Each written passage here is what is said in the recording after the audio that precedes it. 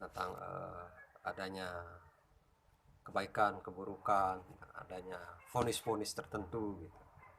Nah, itu ciri-ciri orang melakukan suatu doktrinasi kan begitu. Dengan skema-skema brainstorming, kemudian orang tuh diajak melakukan pendidikan-pendidikan kan begitu.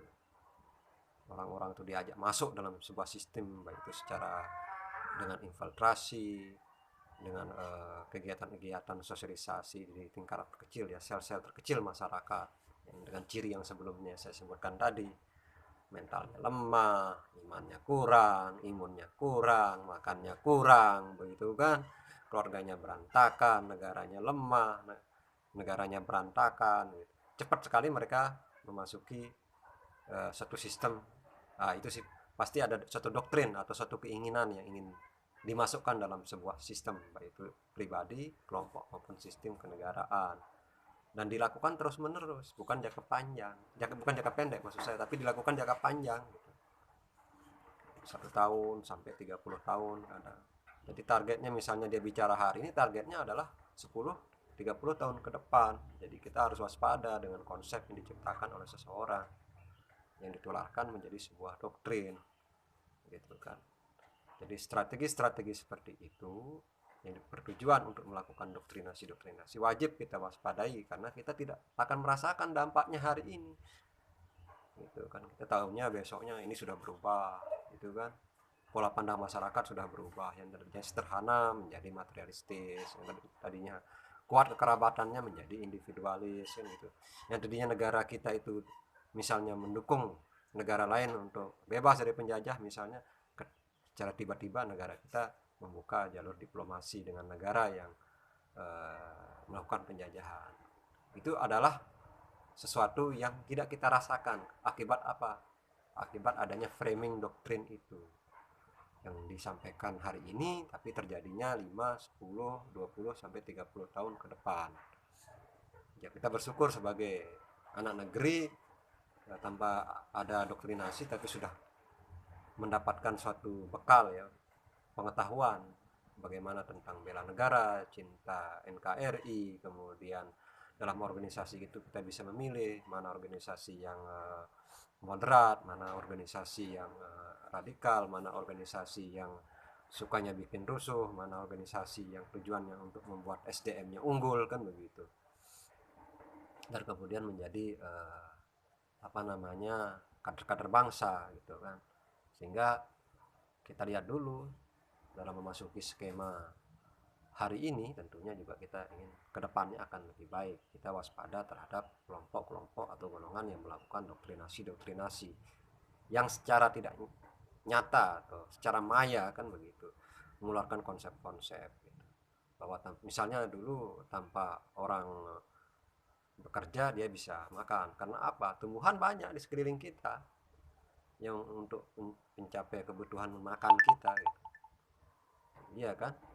Hewan banyak, tinggal tinggal diburu, jadi gampang. Kemudian berubah gitu loh. Seiring dengan apa? Adanya suatu pola penguasaan ya terhadap satu kelompok ke kelompok yang lain, sehingga kalau dia berburu ke sana dia takut karena di sana ada kelompok yang jaga kan begitu. Akhirnya terjadilah barter gitu kan, berubah dia konsepnya dari barter itu, kemudian ditentukanlah mata uang atau mata untuk penukaran barang itu kan gitu, yang disepakati oleh antar kelompok, berubah lagi gitu sampai hari ini kita mengenal karena kita mungkin berprofesi sebagai A, si ini berprofesi sebagai B, kita saling membutuhkan, difasilitasi oleh alat tukar itu. Itulah perubahan-perubahan yang terjadi. Jadi yang saya katakan, pola pikir manusia tetap berkembang. Kelompok yang satu, kelompok yang lainnya juga ingin saling mempengaruhi, kan gitu. Dari minoritas ingin mempengaruhi apa namanya mayoritas, mayoritas ingin menjadi totalitas kan gitu, atau yang menjadi sebuah sistem yang totaliter kan begitu. Jadi itu yang harus kita pahami, sifat-sifat doktrin itu.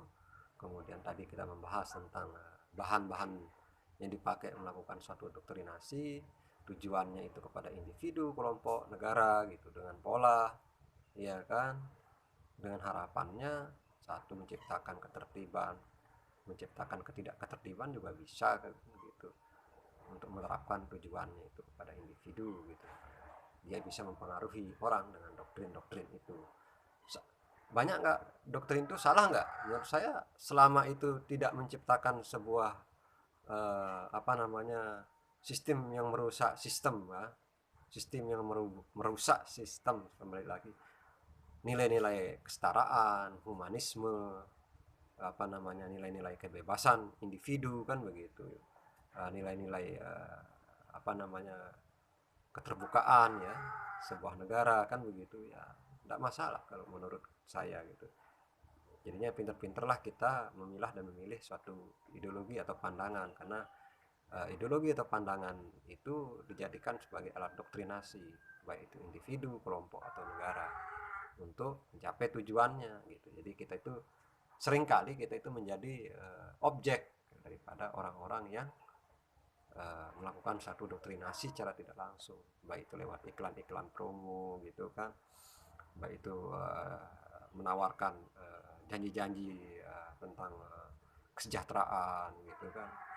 Intinya manusia ini kan bagaimana dia mencapai ketenangan, kedamaian setelah dia itu bekerja mendapatkan hasil gitu kan, setelah dia sebelum bekerja itu dia mendapatkan pendidikan yang layak untuk mencapai pekerjaan kan begitu.